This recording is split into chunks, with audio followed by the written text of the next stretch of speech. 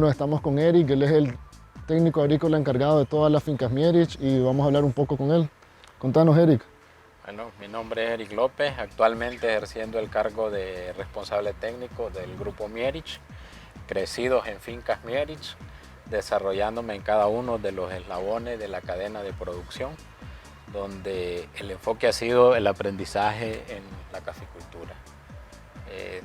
Pues se me ha dado la oportunidad de ir ejerciendo cada uno de los cargos a medida que me he ido desarrollando en el conocimiento del café, con capacitaciones dentro de la finca, fuera de la finca.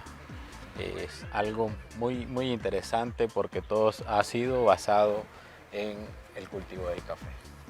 Algo muy interesante que practican en Fincas Mierisch y me llama mucho la atención es el manejo de tejido. Contanos un poco de cómo manejan el tejido. Bueno, esto nació a partir de las necesidades de buscar la sostenibilidad de la producción, donde buscamos cómo la plantación pudiera generar más bandola, y eso lo pudimos lograr únicamente generando descoping, cortando las puntas de las bandolas, una poda que se llama poda cero, esqueleteo o brasileña, como se quiera tomar. ¿Y exactamente en qué consiste? ¿A qué distancia se cortan las bandolas?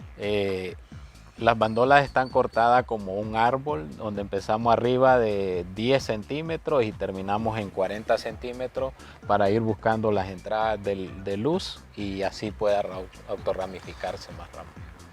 ¿Y todos los años hacen ese trabajo de tejido con las plantas que ya lo trabajan? Con las que trabajamos sí se generan las podas anual.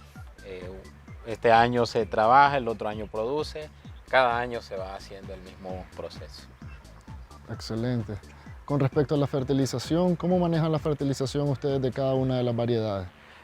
Inicialmente pues se inició con un estudio, pues ya llevamos 5 años entre análisis foliares, análisis de frutos y analizando los suelos, lógicamente, para ver la demanda nutricional o el aporte que teníamos en los suelos.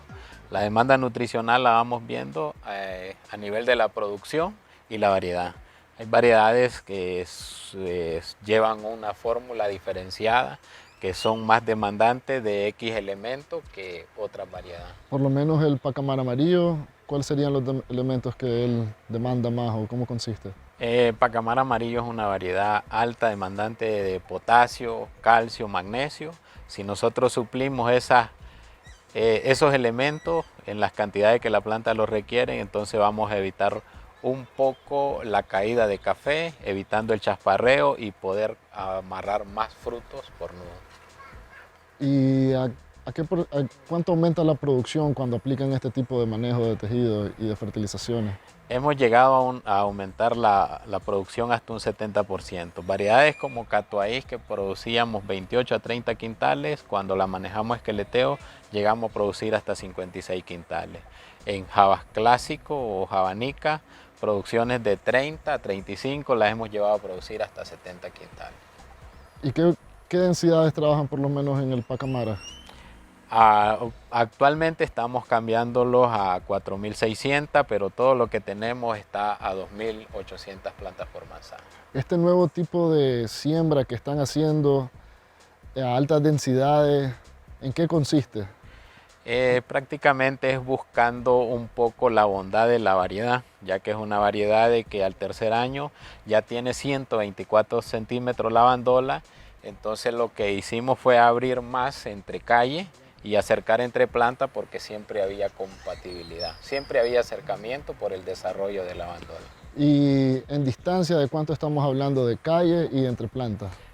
Tenemos 3 metros de calle por 50 centímetros entre plantas, para un total de 4.684 plantas por manzana.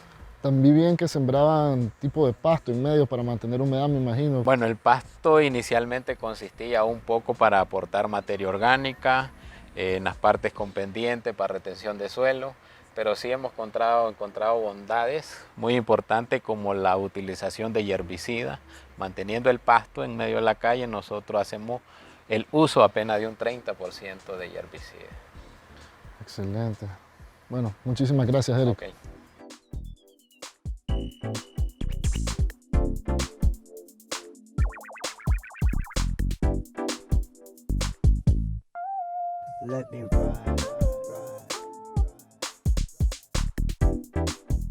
Okay, so we're here at Finca La Escondida. We're standing in the middle of your varietal farm. Yeah. I just wanted to touch on pickers a little bit.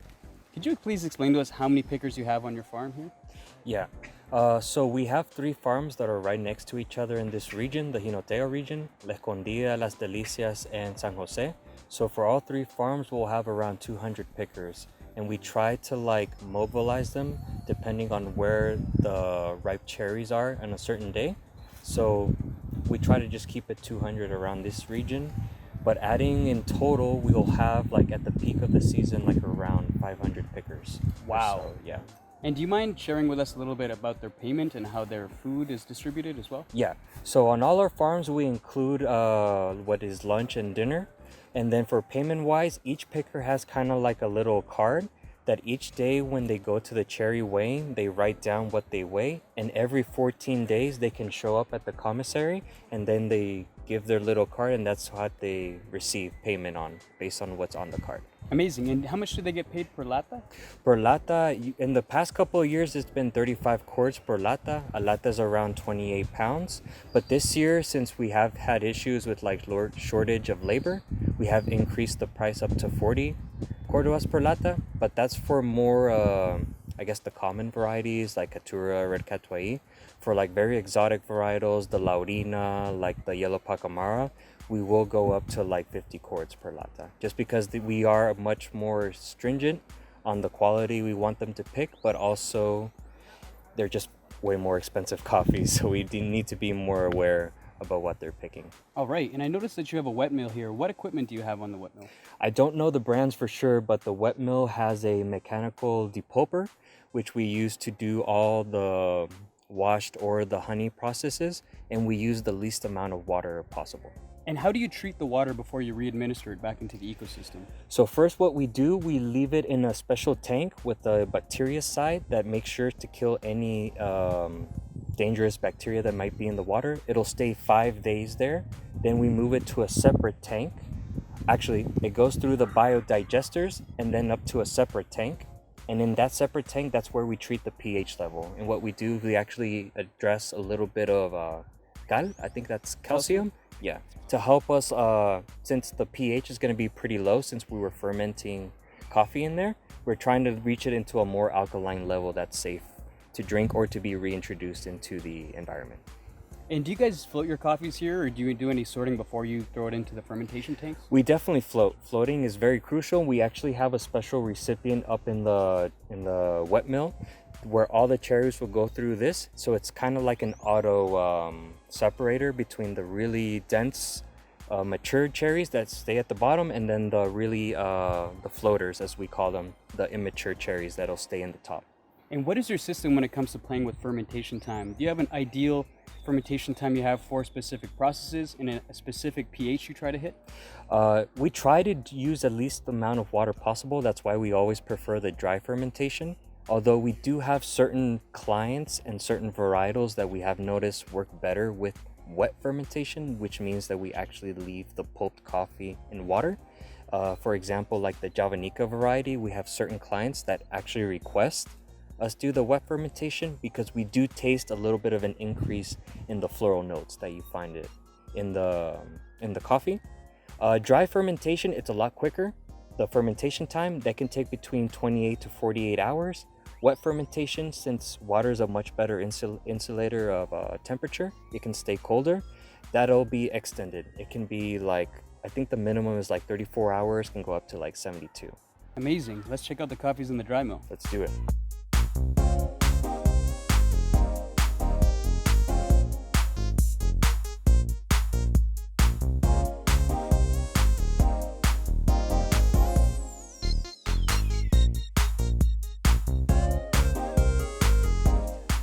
All right, so here at the dry mill, could you touch a little bit about the design concept that you guys have here? Yeah.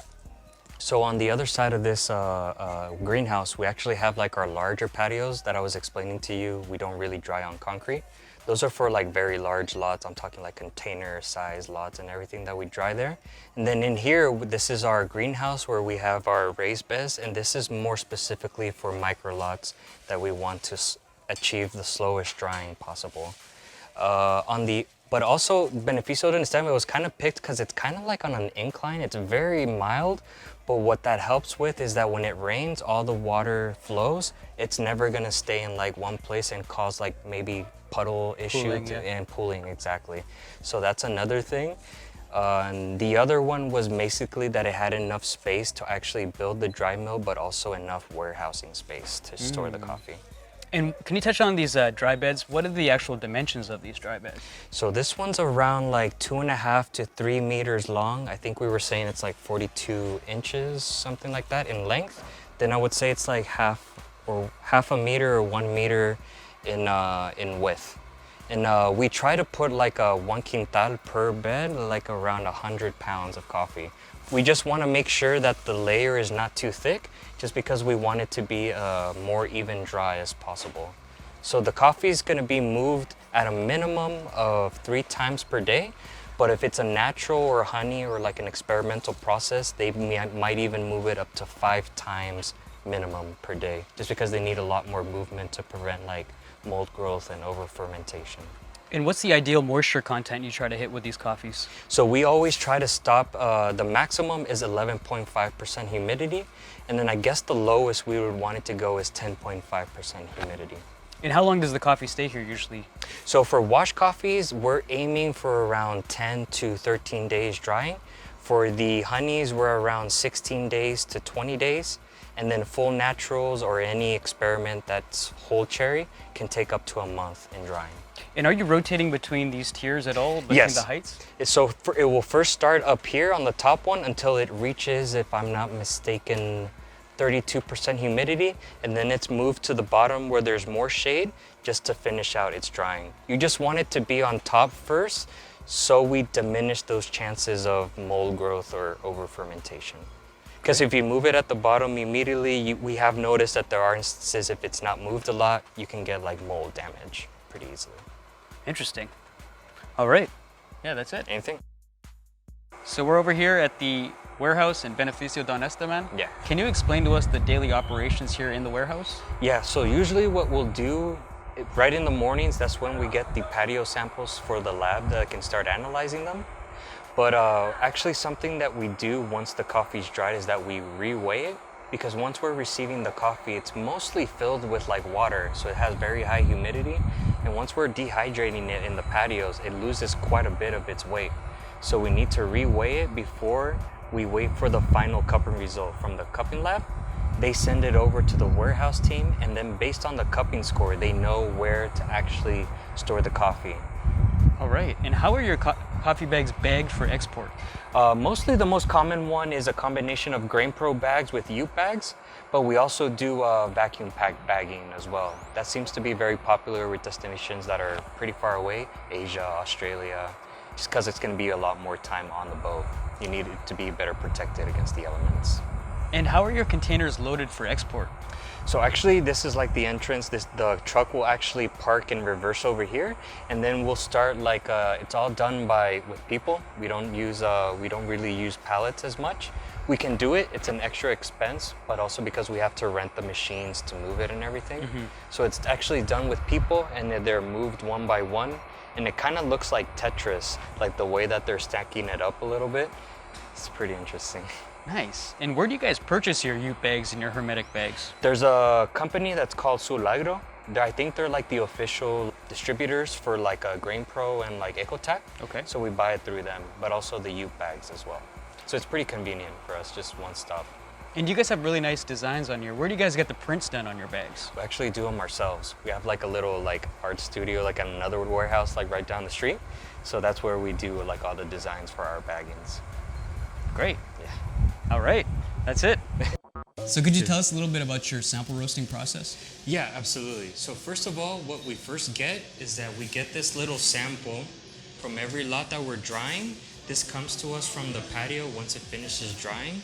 And this is what he's doing right now. He's actually analyzing the sample, finding out the yield that we're gonna get from it, how many imperfections it has. And if it's a special variety like Pacamaras, Maracatura, we have to screen it. Since they're larger beans, you need to only roast the screen size that you're looking for. And then after that, we just pretty much follow like the Cup of Excellence protocol for roasting. The sample should be finished between 7 to 9 minutes. That's also going to depend on the variety, on the process that the coffee is, but that's pretty much what we're aiming for our sample roasting. And have you found much of a difference between roasting Nicaraguan coffees as opposed to other origins? Yeah, absolutely. Since we also have farms in Honduras, we have experience roasting with both. Honduras is at a much higher altitude, so the beans are much more denser. So we noticed that in Honduras, we have to use higher temperatures to compensate for that, whereas here in Nicaragua, we go a little bit lower temperatures. I would say maybe a high for Nicaragua would be the Jinotega region, around 180 Celsius charge temperature.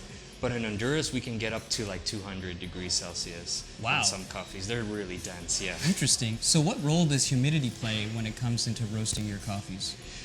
It plays into it because the lower you go with humidity and water activity, the less Maillard reactions you're gonna have. So it's always important to find a good balance between a humidity and water activity that's gonna extend the shelf life, but doesn't negatively affect the Maillard reactions. So what we go for here, we actually go for 11.5% humidity. That's when we know it finishes drying. To, I would say 0.6 water activity. That's what we're aiming for. Okay. But the way Nicaragua works, and especially our drying mill, it's a very hot region. So those coffees, actually, we've noticed with experience, they tend to lose a little bit humidity once they're in the warehouse.